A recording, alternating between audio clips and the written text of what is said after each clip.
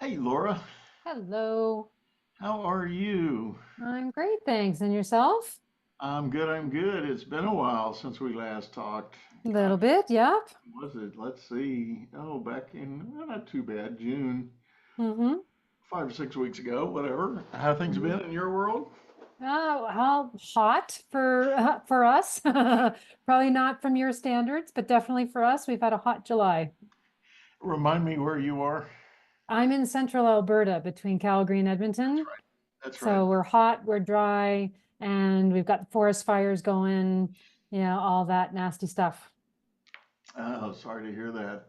Yeah, it's very unfortunate. In fact, we just lost 30% of Jasper, which is an iconic little town just inside the Rocky Mountains. Fortunately, it was only 30%. They thought it was worse, but it's still very sad. Oh gosh, no, that's Hmm. horrible. Horrible. So sad to hear that. Well, I had a hurricane blow over my house. Okay, well, that's pretty scary. Was there any Yeah. damage? No, we were very blessed and not we had a lot of debris knock out of the trees, but nothing big and certainly nothing fell on our house. We lost power and internet for about 2.5 days, and that was fun. Um, but we fortunately had a generator, a whole house generator that kicked in, Mm. but we still didn't have internet. We did have power, so we could. Amazing how much we rely on internet now, right? I'm telling you, you don't realize how much your life is tied up in the cloud until you lose it. And Exactly. well, and my wife and I, our phones are both on the AT&T network, and they were throttling Oh, time. So we were sitting there, and fortunately, I guess this was probably programmed. One of us had phone service, but the other one didn't, and it would run for about 2 hours, and then it would flip over like oh, interesting. it was strange, but we could almost clock it to the second when the cutover would happen. And Mm. we kind of ping back and forth like that for Mm. it started doing that on the second day. So Okay.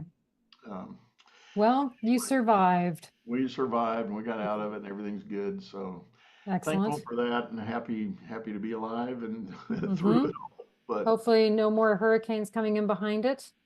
well, no, I mean there are a lot of all kinds of disturbances over in the Atlantic, but we're I don't think anything is forming yet.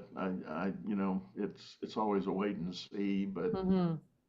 we still have two Couple full months to go, months. don't you? Yeah, end of September is the official close of the hurricane season, as they call it. So we'll see. Okay. Yeah. Anyway, Well, I'll keep my fingers crossed for you. thank you, thank you. So we are going to get into the world of leading self first. And then focus on the purpose for your business. That was the note I took. Does that sound about right? Sure, we can run with that. Well, let me ask you, anything top of mind that you're seeing, observing, or experiencing with clients that might be pertinent we could get into? Um, Trying to think. I mean, I think, what you just mentioned, this idea of sort of leading self effectively in order to lead others. That's definitely a lot of the work that I do. And I've got a couple of clients in particular right now that's our area of focus is, they're business owners and yet they're quite scattered and on emotional roller coasters with their business, not communicating effectively. And then they're wondering why they're not getting the results that they want out of their team or from the business results that they're looking for. And it's really because they're not managing themselves effectively. They're scattered, they're all over the place, they're, letting balls drop, things are falling through the cracks, they're not delegating appropriately. And it's just this snowball effect of Right. problems. And so when they get themselves on, and it's easy to point the finger and think the problem lies elsewhere, but really what they have to do is point the finger back at themselves and look at what do they need to do differently Yeah. first. Yeah, Yeah. so I think that that's relevant. Good. Okay. Well, let's maybe lead off with that, and we'll see where the journey takes us. How about that? Sure. Okay. Go ahead and get this thing rolling. again, everyone. This is Doug Thorpe, and you're listening to another episode of Leadership Powered by Common Sense. Today, we're going to talk about the dynamic in the realm of leadership and leadership development that has to do with leading yourself. It's often said if you're going to lead others, you got to know how to lead yourself first, and it makes some logical sense, but sometimes that's much easier said than done. My guest is a fellow coach who is going to join us in this discussion. Her name is Laura Watson. Laura, welcome to the show. Hi, Doug. Thanks for having me today. And Laura is coming to us from the province of Alberta, Canada, and great far north for most of us, I think. Although some's relative, I shot a show this morning from a fellow from Alaska, so maybe I think That's way farther north than latitude me. wise, you might have won the prize for today, but nonetheless, Laura, tell us a little bit about kind of your background as a coach that helps people with this, well, the whole idea of leadership development, but then this thing of leading self. Sure, Doug. So leading self, my coaching actually is my second career. My first career and my training was originally in social work. And so my background is actually counseling and leadership, however, because my master's focuses on leadership and management. So I really started learning about the inward journey and look and creating change from the inside out way back in the early days of my career when I was counseling people. But then I discovered that I wasn't so crazy about the idea of helping people deal necessarily with their past all the time. I really wanted to help people move into their future. And so that's when I switched out of the counseling arena and into the coaching arena with business owners. And then that was 20 years ago that I made that switch. And so I've been working with business owners and senior executives ever since. And it really is an inside out journey that we work on. Lots of times business owners hire me because there's issues going on in their business and they're wanting to fix things. And then they realize that, oh, before you can fix the things, or really at the root of those things is themselves. And so they have to start looking at themselves and what they need to do differently so that they can lead themselves effectively and then start to lead others effectively.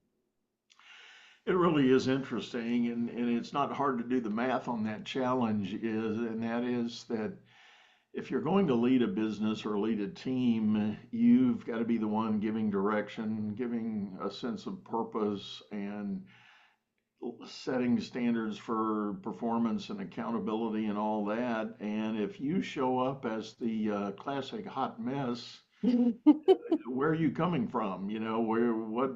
What is your foundation for being able to provide that other direction and guidance? And we were talking in the green room, and you did mention, and I share the common experience. It's not uncommon to run into a business owner who has a really neat idea, a really good product or a service they're wanting to put out there, but when you spend a minute getting to know them and realize who they are just wildly scattered.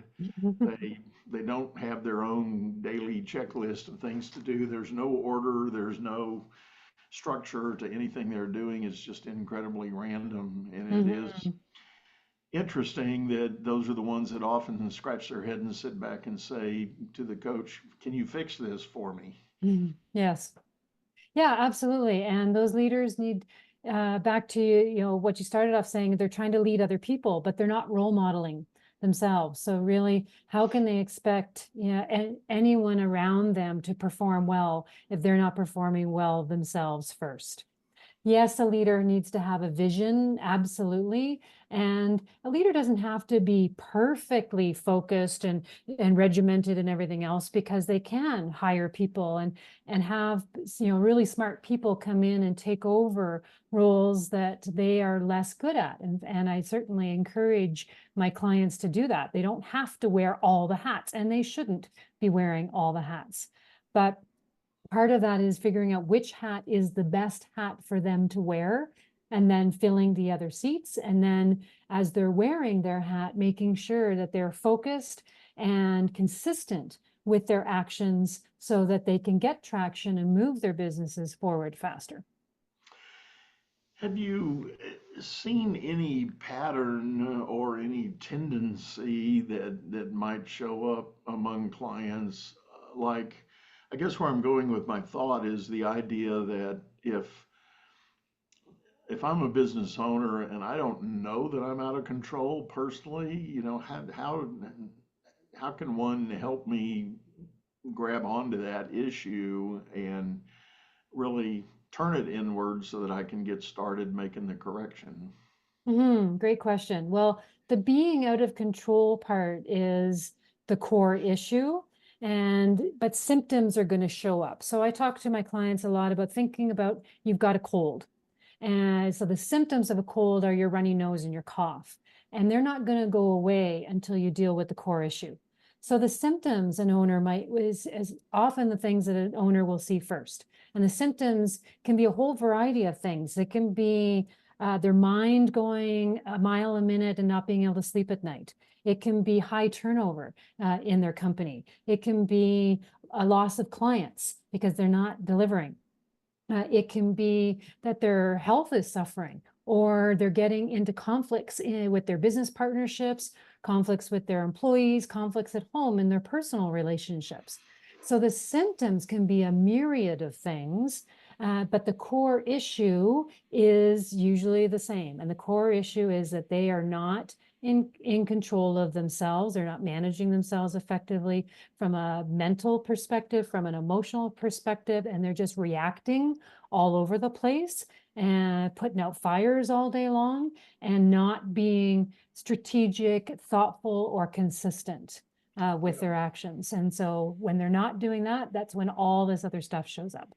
Yeah.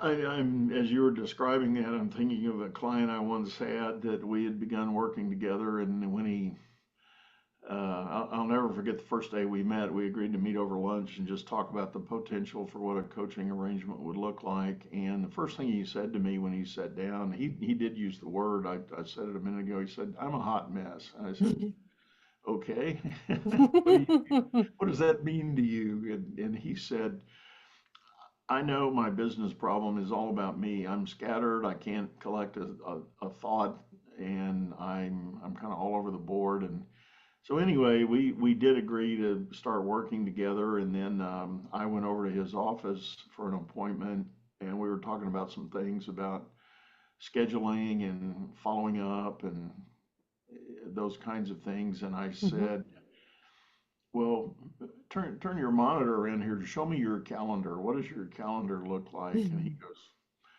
"Calendar? What? What's that? What calendar? We don't need no stinking calendar." And so he said, "Okay." So he complied. He turned his screen around, and sure enough, there was his Outlook calendar. It was just a white sheet. Hmm. He didn't book anything. He didn't schedule anything. He didn't look at anything like that. And he had a folio that he carried around going from job site to job site, but and he would make notes, but none of that translated into a to-do list or a schedule of things. And I said, Hmm. "Oh man," I said, "you are going to have to come up with some sort of system for booking some of this stuff in, Hmm. getting it started." And he did. He slowly adopted Oh, good. a process, and I challenged him. I said, "There's a couple of things you need to get on your calendar and make happen on a regular basis." And he was a guy that the way he was wired, he needed to be able to get to the gym on a regular basis to just work out some of his steam that Hmm. he would build up. And he had admitted that he had broken that habit even, and Hmm. stopped doing that, and he knew it was affecting his health and blah blah blah. And so he got somewhat back on track with all of that. And we I'm not going to tell you we had 100% turnaround victory in the area, because it's hard if Hmm. you're coming from a place of total chaos. getting Nothing, yes. getting getting into any kind of rhythm or any kind of reliable routine can be hard. But he began the journey. Well, fabulous. I think you and I have worked for some similar clients because yes, I've experienced the same thing. And one of the pieces of leadership theory that I really like is Stephen Covey's idea of blocking your rocks, because he talked about getting clear about the things that are most important to you. And there's a great YouTube video where he talks about this. He's on stage and he has a person, he's got this uh, giant dish, and he fills the dish with all these marbles that represent the daily things that we're dealing with, email and phone calls to clients and things that business owners have got going on. And then he's got these rocks beside it, the things like health and fitness and family and a corporate retreat and planning and strategy work, marketing, and which are the big rocks, the big important things in an owner's life. And he challenged the participant to fit all the big rocks in their life, as well as all this little stuff. And when the container was already full of all the little stuff, there was no room for the big rocks. And so what he talked about is reversing that paradigm, where we look at what are the big rocks first. We fill our calendar and we block our rocks in our calendar of the big important items, the work on our business items, the strategy items, the planning items, the supervision of our team items, and then let the other pieces fall in around it. Some of them aren't even going to be relevant anymore. And so they are going to disappear. But yes, we absolutely have to use our calendar. And I do get resistance from my clients sometimes about doing that because it feels too rigid, but they discover once they get into it and get practicing it that it's not actually rigid. What it does is it creates freedom for them because their day is planned. It's organized. They know what they're going to do, when they're going to do it, and even how they're going to do it. And an immense freedom opens up after that. Well, along that same line, and I will echo, I encourage everybody to go look that up. It is available on YouTube and it is a great video, a great training video. The thing I like to talk to clients about is the reality that there are a couple of basic truisms in life. I mean, number one, we all have to breathe air and we have to consume a certain amount of water to sustain ourselves. Food at varying degrees is optional, but it's air and water I and don't know. I like my food. yeah. But the other thing that every human being on the planet shares one other commodity that doesn't change, and that is time. Same Mm, number of seconds in the day. So I challenge clients frequently, why is it, pick a name, whoever you want to pick, you know, Jeff Bezos, Elon Musk, Bill Gates, Steve Jobs. mhm, Why do those people accomplish more in their day than you or I might be accomplishing? mhm. And it ultimately comes down to their choices of the time they allocate to different big rocks that they're committed Absolutely. to doing. And when you read any of the stories of working around those folks, there's one common thread that certain things are non-negotiable, certain, Mhm. certain time constraints, certain practices, just you don't interrupt that practice. You know if you're going to work around them that certain things happen. And I think there's a lesson in that for those of us now. Not everybody's going to be a Bill Gates or an Elon Musk, and maybe a lot of people are listening and say I wouldn't want to be. And okay, I understand that. I'm with you there. But the point being is, if you do have a desire to accomplish greater things, there's some choices you need to start with today. Absolutely. I agree with you. We have to be super clear about what's important to us. And because that's the clarity is always the first step. And then once we're clear, then we can figure out, when and how we are going to achieve those things. Because you're right, we all have the same amount of time in the day. And I think some people too get trapped in a mindset of, oh, well, I don't have time. I don't have time. And they just keep telling them this story, and that story becomes a truism for them. And they forget that, well, wait a minute, time, yes, we have a limited amount of time, and I get to choose how I spend it. and we have to choose carefully. That's right. That's right. And I think that goes back to the fundamental topic we started with, the basic whole idea of setting the right mindset so that you can truly be leading yourself before you try to lead others. And Hmm. part of that is that idea of making some choices, setting some priorities, and mapping them out. I People who have followed me for a while, read my content and listen to some of my shows. There's a principle that I espouse. It's called the Big Five, and a colleague of mine introduced me to this a long, long time ago. He actually worked for me in my banking days, and that's where we first met. But we've stayed friends ever since. But we were crazy busy in our work, and one day he walked into my office and he threw this piece of paper on my desk and turned around and started walking out. And I said, "Whoa, whoa, whoa! You no, nobody does that. Hold on. What's this piece of paper?"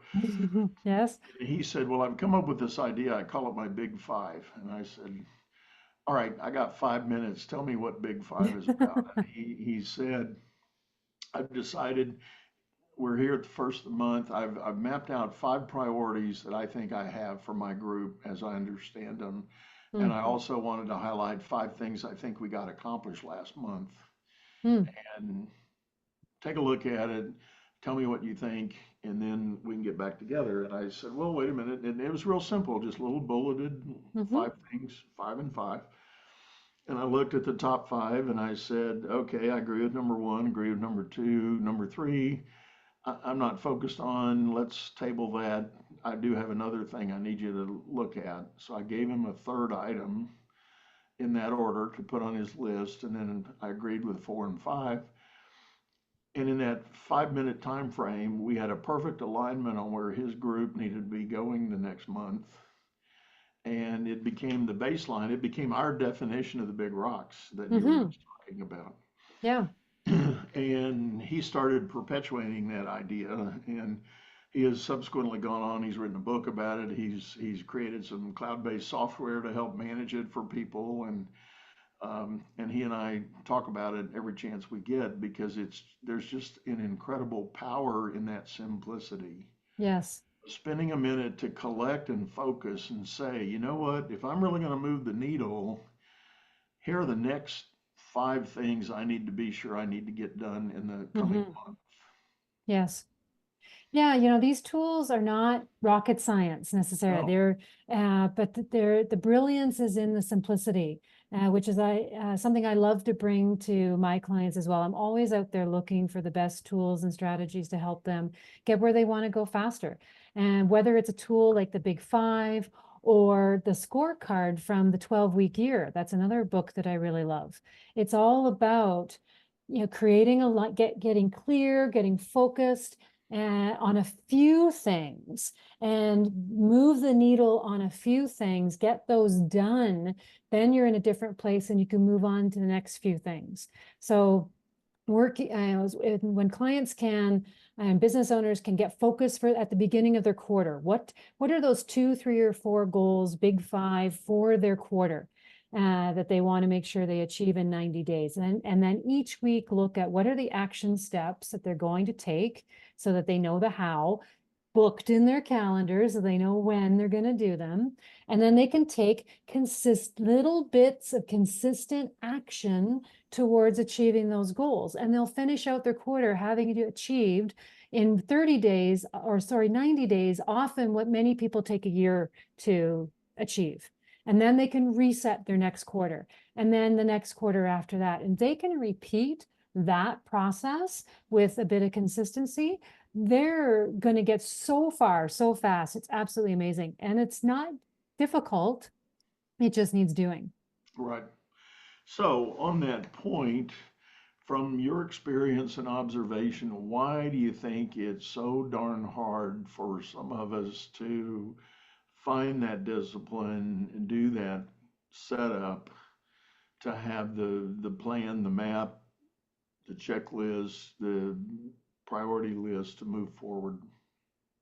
Believe it or not, because I think it's difficult sometimes because it's kind of boring. to be honest with you. You know, our technology has got us addicted to instant everything.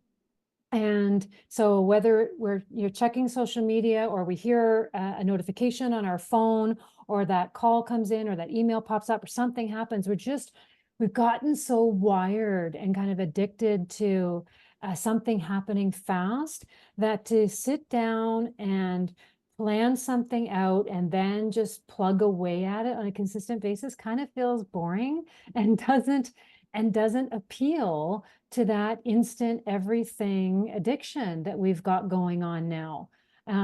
Which and I admit I struggle with it too. I'm a routine person. I love having, my routines and things I can follow. And then I get off my routine sometimes because my routines themselves become boring and I start looking for a little bit of excitement.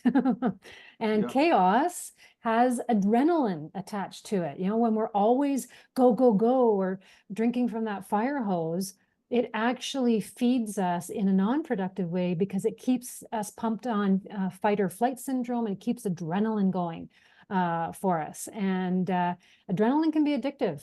I used to work on a 24-hour crisis team. And so my 8 or 12-hour shifts were all about go, go, go, go, go. And I would literally feel a letdown when I went home afterwards as my adrenaline came down. So I think, to be honest, sometimes we're just kind of addicted to the adrenaline hits and it hurts us, unfortunately.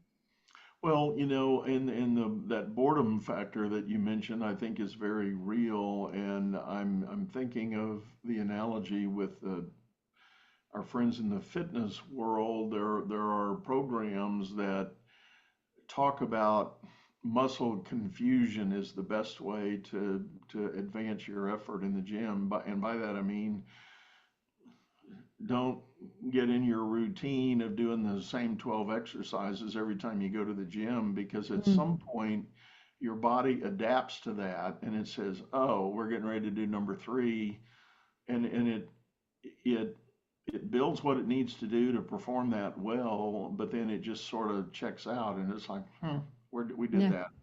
And whereas if you're mixing up the routine, the movements and the requirements placed on your body, every day is a new day of sorts. Hmm. You're at the gym, yes, and you're working your body, yes, but it's a new day and your muscles and everything are going, wait a minute, that's new and different. I got to work a little bit here to figure this Hmm. out. Let me go Yeah. see what's going on here. And I'll be honest, I haven't quite figured out the exact way to apply that concept to this notion of setting up your business day to work the same, but I thought about that in your discussion there, that boredom factor, I think, really does impact high achievers in a negative way. As soon as they start feeling bored, they're going to go chase that other bright, shiny object to find Yeah. a new initiative or a new opportunity or something new to be exciting about their business Hmm. and ultimately steer the whole thing off course. Hmm. Yeah, absolutely. I do see that happen. And I think I haven't completely figured it out either. I mean, one thing I do advise my clients to do is, yes, set up their calendars, block their rocks, take consistent action. But then also, as one of those rocks, I call one of the rocks flex time.